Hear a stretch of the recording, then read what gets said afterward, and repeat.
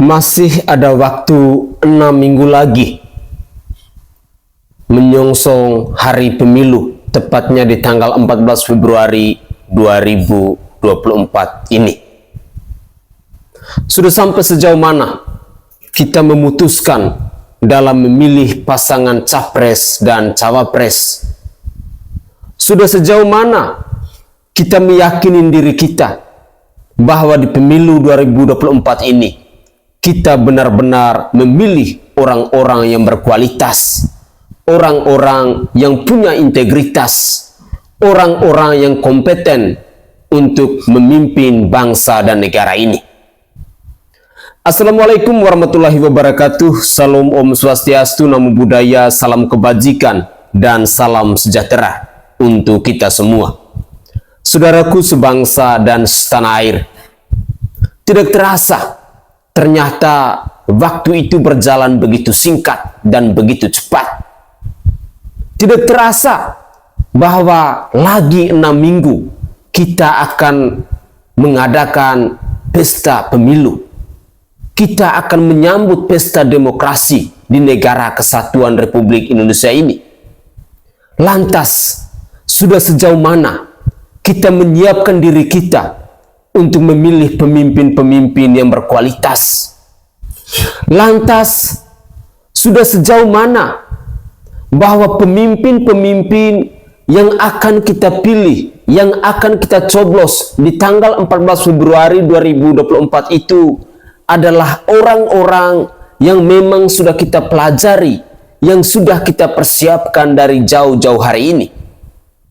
Dalam beberapa menit ini juga saya akan menemani pemirsa sekalian dengan cuplikan-cuplikan video yang cukup menarik untuk menambah wawasan kita menyambut pesta demokrasi ini, untuk menambah pengetahuan kita agar kita bisa menjadi pribadi yang lebih matang dalam memilih pasangan capres-cawapres. Untuk lebih jelasnya, saya ingin mengajak pemirsa sekalian, mari kita bersama-sama menyimak cuplikan-cuplikan video yang sangat berkualitas ini. Mari kita saksikan bersama-sama.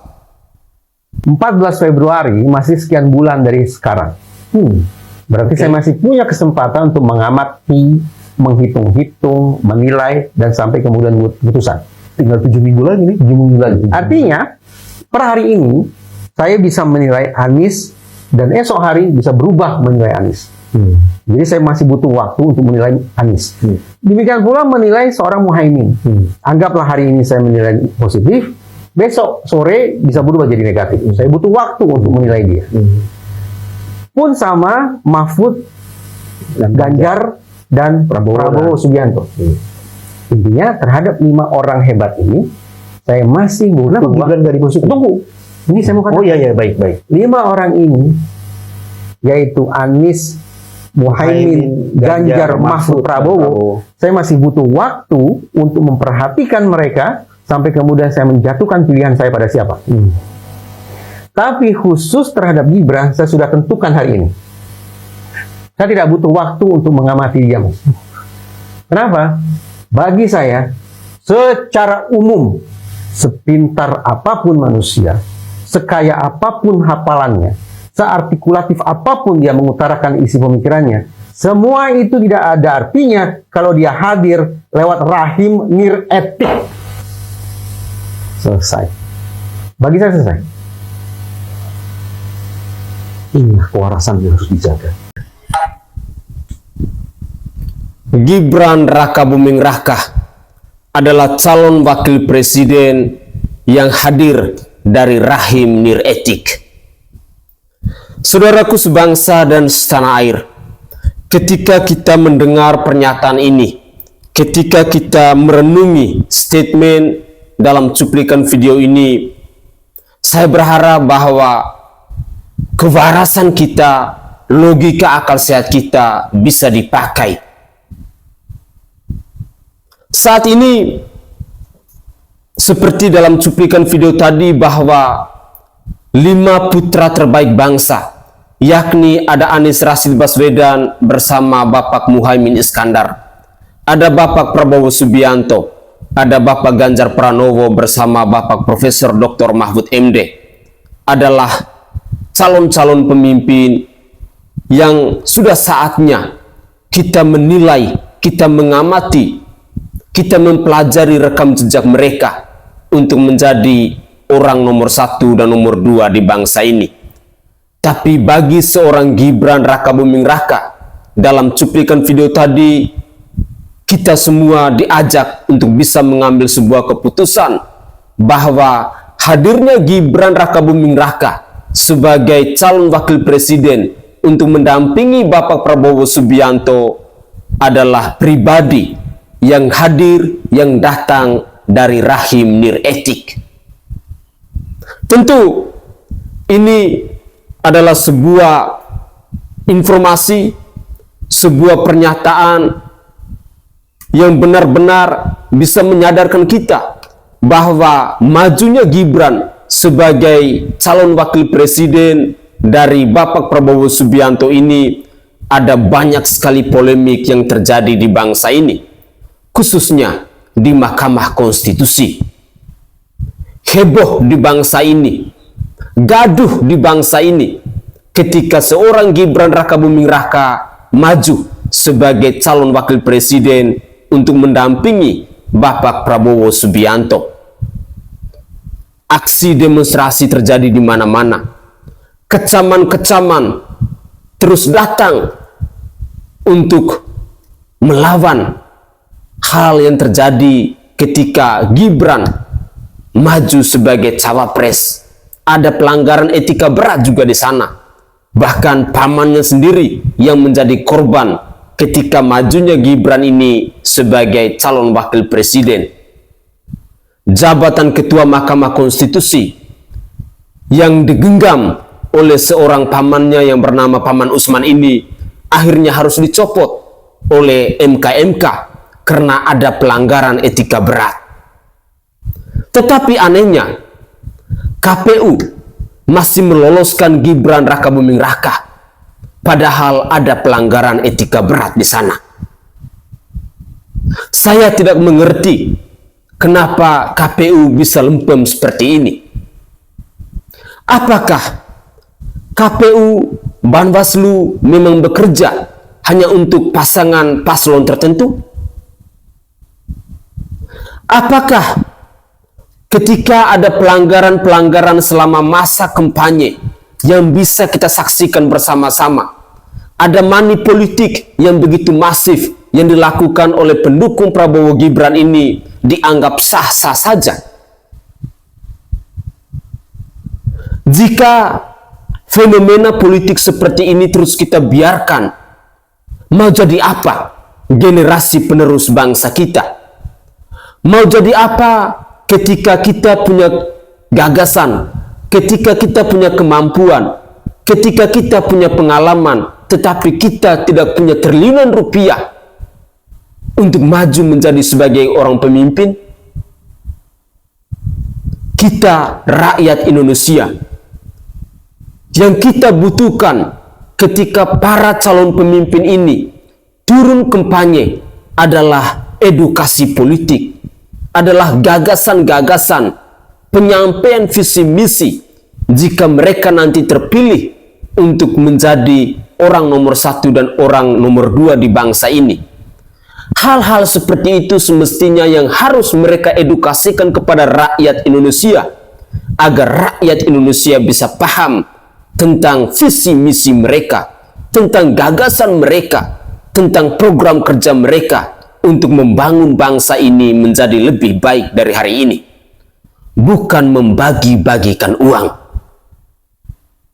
Uang 50.000, uang 100.000, bahkan jutaan sekalipun yang kita terima saat ini, yang para pendukung terima saat ini ketika Gibran Rakabuming Raka turun kampanye, tidak akan menafkahi hidup kita untuk 5 tahun yang akan datang. Mari kita gunakan logika akal sehat kita. Saya tidak sedang menghujat paslon 02, tetapi saya ingin menyampaikan kewarasan kita dalam berpolitik. Ajarlah, edukasikanlah kepada kami generasi penerus bangsa dalam dunia politik ini dengan hal-hal yang berguna, dengan hal-hal yang berfaedah, dengan hal-hal yang bisa menjadi bekal kami untuk kemudian hari nanti. Terus terang, kami yang rakyat jelata ini tidak punya triliun rupiah, tidak punya miliaran rupiah, jika setiap pendukung yang kami temui harus kami bayar dengan uang dan uang. Ini bagi saya adalah sebuah perilaku busuk, tindakan yang tidak terpuji, sehingga saya harus lawan, sehingga saya harus katakan dengan tegas bahwa politik uang itu tidak baik di negara kesatuan Republik Indonesia ini. Mari kita lanjutkan lagi. Kita punya program makan siang gratis. Program makan siang gratis 400T. Bayangkan 400T mengucur ke daerah-daerah. Makan siang gratis adalah salah satu program dari Capres dan Cawapres yang saat ini lagi mencari simpati dan suara dari rakyat, ingin memberikan harapan besar bagi rakyat dengan makan gratis. Saya ingin mengomentari, ingin berpendapat mengenai makan gratis berdasarkan yang ada di desa yang saya lihat sendiri. Karena saya adalah wong desa tenanan, mulai kecil sampai saat ini uripe nek desa tok bro ya.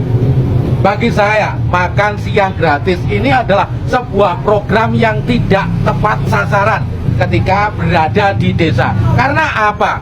Wong desa oleh masalah panganan wis kewareken. Nah, kalaupun ada program itu dan itu diadakan di satu tempat, saya yakinkan warga yang mendapatkan undangan makan gratis yang datang pastinya cuma sedikit.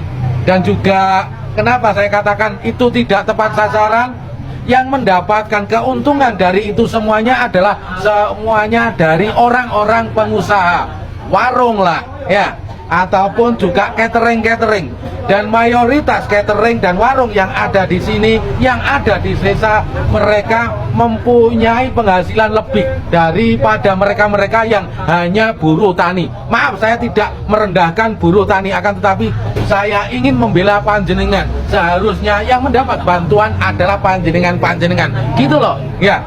Mungkin dari statement yang saya ucapkan ini banyak bertentangan. Silakan mendebat apa yang saya katakan, boleh debat asalkan punya adab ya bro ya. Salam hormat selalu, salam akal waras dan akal sehatnya, salam NKRI harga mati, salam Bhinneka Tunggal Ika tetap di hati.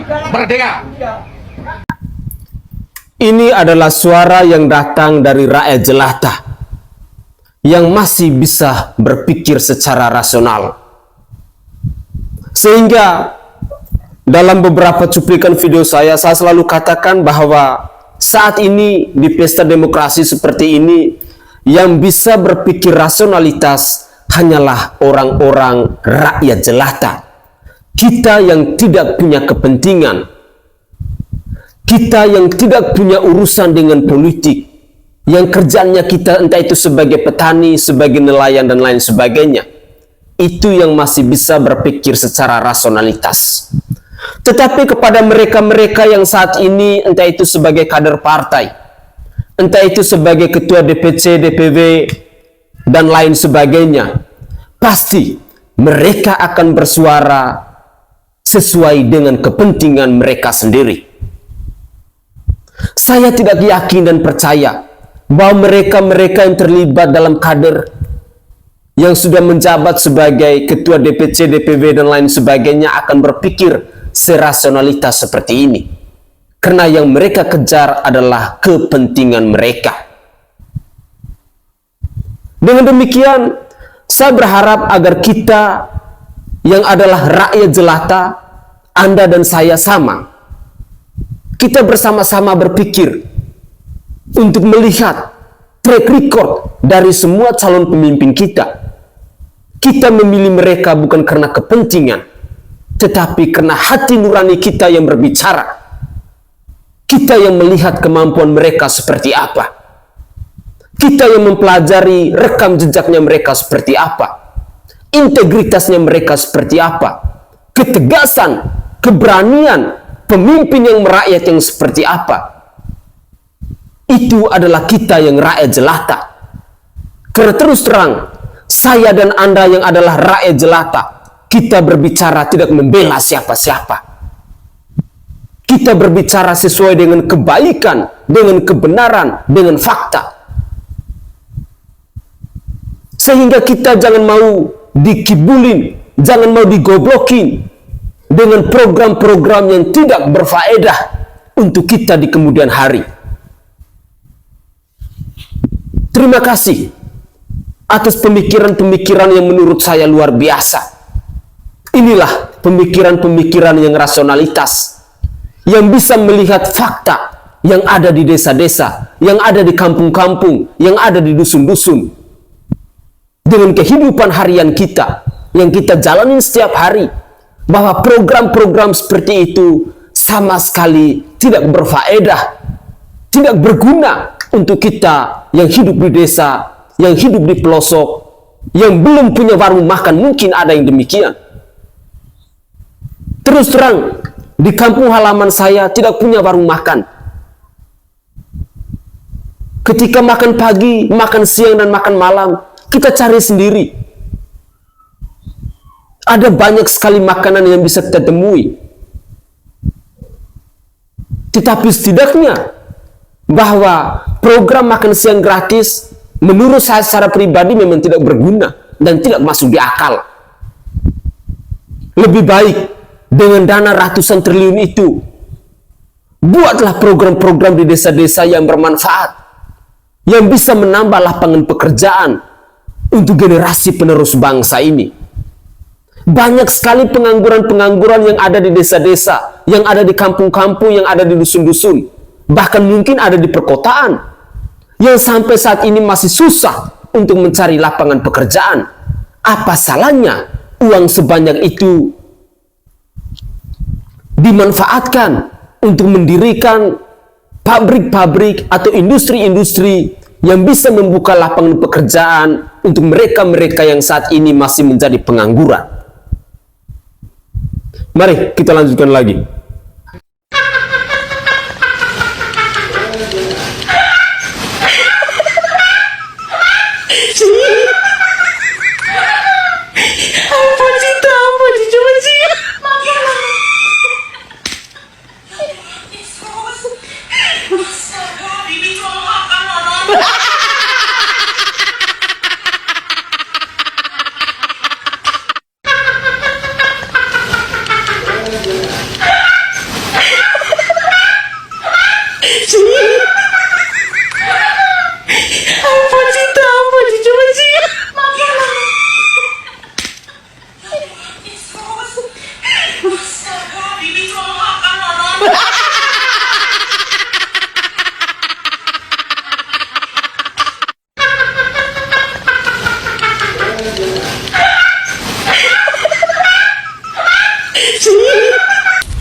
Beginilah kondisi hamparan lahan jagung di areal food estate, tepatnya di Blok C, yang ditanami Presiden Joko Widodo secara simbolis pada kunjungan kerja 24 Maret lalu di Desa Fatuketi, Kecamatan Kakuluk Nesa, Kabupaten Belu. Tanaman jagung di atas lahan seluas 7 hektar ini hanya terlihat beberapa pohon, dengan kondisi tidak subur karena kekurangan pasokan air dan dihimpit gulma yang begitu lebat.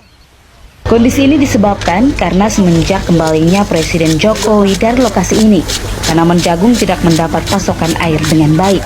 Sejumlah petani yang mengelola lahan ini menyayangkan program pemerintah yang seolah-olah dibuat hanya untuk simbolis ketika kunjungan kerja Presiden ke wilayah ini. Berarti selama Pak Presiden pulang itu air tidak keluar. Tidak keluar. Hanya keluar yang dia datang itu sah. Habis Pak Presiden sudah pulang, air mati sampai ini hari yang dong kasih keluar. Para petani pun berharap pemerintah segera melakukan tindakan untuk mengaliri lahan ini sehingga dapat dikelola kembali. Sementara itu, Kepala Desa Fatuketi Markus Taus mengungkapkan tidak ada tindak lanjut dari pemerintah melalui Dinas Pertanian setempat untuk merawat program ini. Menurutnya lahan yang dipersiapkan sebanyak 23 hektar semuanya kering. Kalau suatu urusan tidak diserahkan kepada ahlinya, maka akan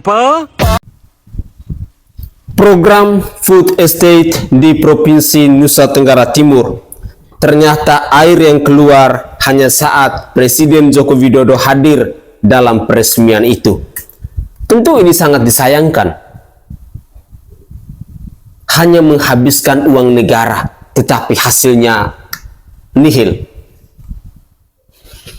Tadi kita sudah mendengarkan bersama-sama bagaimana penyampaian yang disampaikan oleh para petani. Ini adalah fakta yang terjadi hari ini. Tentu sangat disayangkan ketika dana yang digelontorkan oleh pemerintah sudah dengan miliaran, mungkin triliunan rupiah, tetapi hasilnya tidak ada. Menghambur-hamburkan uang, tetapi rakyat yang susah akan tetap menjadi susah. Rakyat yang miskin akan tetap menjadi miskin, karena program pemerintah tidak membuahkan hasil yang berguna, tidak membuahkan hasil yang memadai untuk kesejahteraan rakyatnya. Sedikit saya memberi saran kepada pemerintah yang ada di Provinsi Nusa Tenggara Timur ini, tolonglah jangan menghambur-hamburkan uang negara ataupun APBD. Mari gunakan uang itu ke hal-hal yang produktif, yang bisa berguna, yang bisa mensejahterakan Provinsi Nusa Tenggara Timur ini. Memang kita ketahui bahwa di daerah ini memang ada kesulitan air. Tetapi jika pemerintah sudah mengetahui bahwa ada kesulitan air seperti itu, tetapi dipaksakan untuk melakukan program food estate, untuk membangun program food estate di tempat itu, ya jadinya seperti ini. Uang sudah miliaran bahkan triliun rupiah dihabiskan, tetapi hasilnya tidak ada. Ini yang sangat disayangkan. Padahal program ini bertujuan untuk mensejahterakan rakyat Indonesia, khususnya di Provinsi Nusa Tenggara Timur ini. Tetapi kalau hasilnya yang demikian, apa jadinya? Apa gunanya? Apa maknanya? Peresmian yang dilakukan oleh Bapak Presiden Joko Widodo ini, apakah ini juga hanyalah gimmick semata? Semoga saja suara rakyat ini bisa mengetuk pintu hati dari para pemimpin, dari para penguasa di Provinsi Nusa Tenggara Timur ini, dan juga para penguasa di pemerintah pusat terkait dengan program food estate ini. Jangan sampai membuat sebuah program hanya menghambur-hamburkan uang negara yang hasilnya tidak mensejahterakan rakyat Indonesia. Sekali lagi, saya sebagai rakyat jelata tentu sangat sedih melihat fenomena yang terjadi seperti ini. Padahal rakyat ini sudah sangat susah. Bukannya dibuat sejahtera, tetapi dibuat malah makin susah hidupnya. Mari kita lanjutkan lagi. Rasanya ingin culek matanya, kok percaya dengan hoak. Nah, ini saudaraku yang satu ini kurang lihat berita ini, kurang lihat apa namanya info-info, mendengar info-info ini. Ini bukan hoak. Dan saya melihatnya sendiri itu di video itu ada yang mana Miftah ini bagi-bagi duit, hambur-hamburkan uang itu untuk suruh memilih salah satu paslon itu nomor urut 2. Ini bukan fitnah, bukan hoak, apalagi fitnah. Makane toh bro, makane. Lagian saya tuh nggak habis pikir. Siapa sih nggak mau duit? Semuanya mau duit. Saya juga mau duit. Suka saya kerja mati-matian juga cari duit. Ngono, saya kan nggak sesuai saja yang disampaikan. Saya pernah lihat ceramahnya itu Gus Miftah ini. Saya pernah Miftah ini, Ustadz bayaran ini. Saya pernah dengar waktu di salah satu di mana tempatnya saya lupa itu. Beliau pernah mengatakan begini. Ini Miftah pernah mengatakan begini. Orang yang mencari jabatan dengan memberikan uang 20.000 atau 100.000 untuk mendapatkan jabatan anggota dewan kalau nggak salah waktu itu. Itu katanya kedua-duanya yang memberi dengan yang menerima itu sama-sama masuk neraka. Menurut Miftah ini, Makanya lihat videonya, lihat beritanya, lihat infonya, cari begitu biar nggak seperti dibilang saya itu hoak. Lihat, itu pernah. Dan Miftah sendiri mengatakan itu, katanya yang dibilang Gus Miftah itu, kalau menurut saya sih cuma Ustadz bayaran. Dia mengatakan itu dua-duanya yang memberi sogoannya, memberikan uang dengan menerima uang itu sama-sama masuk neraka menurut Gus Miftah. Lu ternyata sekarang dia loh yang bagi-bagi duit langsung dia. Barusan dia datang itu, dia datang itu di daerah Madura kalau nggak salah, dia bagi-bagi uang itu. Dia kasih uang sekebok itu. Saya tuh nggak marah soal dia bagi-bagi, enggak. Cuma tata caranya itu salah, nggak sesuai dengan yang dia ucapkan. Itu begitu. Kalau rakyat dikasih duit ya diterima atau duit. Ngono loh. Ini bukan hoak. Jabatan yang dimiliki dengan itu, cara begitu itu nggak bener, keliru. Ngono. Memilih itu dengan, ya kita kan suruh memilih presiden kan harus ada itu namanya debat capres. Ya, kita suruh milih itu, milih-milih mana pemilih yang terbaik. Lah cuma milih pengen jabatan kalau dengan membagi-bagikan uang itu ya keliru atau salah toh bro. Berarti kita itu memang dimiskinkan. Ngono loh. Bukan hoak. Ya Allah. Saya petani aja loh, suka lihat itu berita-berita saya itu, walaupun saya itu petani. Yo, jangan marah. Assalamualaikum, salam sejahtera untuk kita semua. Tolak matamu. Saudaraku sebangsa dan setanah air, di era digital ini, orang yang hidup di kampung pun informasinya itu pasti lancar. Jadi, dalam cuplikan video yang baru kita sajikan ini, memang sudah ada klarifikasi dari seorang Gus Miftah. Dia mengatakan bahwa pembagian uang yang dia lakukan itu berdasarkan instruksi dari Haji Her, adalah orang terkaya di Madura, dalam memberikan sedekah kepada masyarakat yang ada di Madura. Tetapi klarifikasi yang dilakukan oleh seorang Gus Miftah ini tidak masuk di akal. Karena ketika dia sedang membagi-bagikan uang itu, di belakang dari Gus Miftah itu ada pendukung Bapak Prabowo Subianto yang berkuar-kuar dukung nomor 2, bahkan tidak segan-segan ada kaos yang ditunjukkan oleh pendukung Prabowo Subianto itu. Langkah seorang Gus Miftah harus mengibulin rakyatnya, harus berbohong kepada rakyatnya.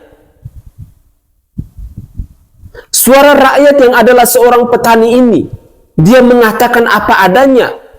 Tidak ada kepentingan sama sekali dalam dunia politik, karena dia hanyalah seorang petani yang setiap hari dia bekerja di kebun. Tetapi dia paham benar bagaimana caranya dia memilih seorang pemimpin di bangsa ini, apalagi memilih presiden dan wakil presiden. Cara-cara licik yang dilakukan oleh seorang Gus Miftah, menurut tanggapan dari seorang petani ini, bukannya mau memperkaya para pendukung dari Bapak Prabowo Subianto dan Gibran Rakabuming Raka, tetapi cara-cara licik seperti ini hanya mau memiskinkan para pendukungnya. Mungkin ada benarnya, karena uang 50.000, uang 100.000 yang dibagi-bagikan oleh seorang Gus Miftah itu tidak akan menghidupimu untuk 5 tahun yang akan datang. Itu semua hanyalah gimmick politik semata. Rakyat harus cerdas. Jangan mau digoblok-goblokin oleh mereka yang haus akan kekuasaan, yang haus untuk menaikkan elektabilitas dengan cara-cara licik yang tidak bermartabat. Mari kita lanjutkan lagi. Halo teman-teman, saya lagi di Bandara Palu menuju ke Jakarta. Pagi tadi saya agak surprise karena menyaksikan satu video Gus Miftah bagi-bagi uang. Sepertinya sih itu uang, tapi coba cek deh teman-teman. Nah, kita kan tahu ya Gus Miftah itu siapa, dan dia pendukung paslon 2. Dan cara bagi-baginya itu loh teman-teman, sangat menyinggung perasaan rakyat, sangat tidak tahu malu. Sudah jelas kalau bagi-bagi uang itu melanggar aturan main dari pemilu, tapi ini di depan mata, coba di depan mata bagi-bagi uang, dan itu seolah-olah disengaja, dan itu seolah-olah nggak bakalan ada orang yang bisa menghalangi. That is really ridiculous. Kita dihadapkan pada sosok-sosok orang-orang yang dulunya seolah-olah mereka memiliki etika, seolah-olah mereka memang berempati pada kelompok-kelompok termarginal. Nah, dalam momen politik ini semua orang akan kelihatan. Dia akan kelihatan kedoknya itu ada di mana. Nah, maka dari itu kita mesti lawan nih. Kita mesti lawan para penggemarnya Gus Miftah. Udah saatnya kalian meninggalkan Gus Miftah. Kayaknya tidak layak menjadi pemimpin. Juga tentu saja pemimpin yang lainnya yang ada di gerbong paslon yang sering banget melanggar aturan dan sering banget mengecilkan rakyat Indonesia karena dianggap bodoh, rakyat dianggap tidak mengenal etika, rakyat dianggap tidak tahu menahu tentang pemilu. Teman-teman, aku nggak rela kalau ini terjadi terus. Kita mesti kasih pelajaran kepada orang-orang yang meremehkan rakyat Indonesia. Jangan pilih. Itu cara terbaik untuk bisa mengembalikan kedaulatan negara kita, di mana rakyat memiliki hak penuh untuk memilih pemimpin yang terbaik.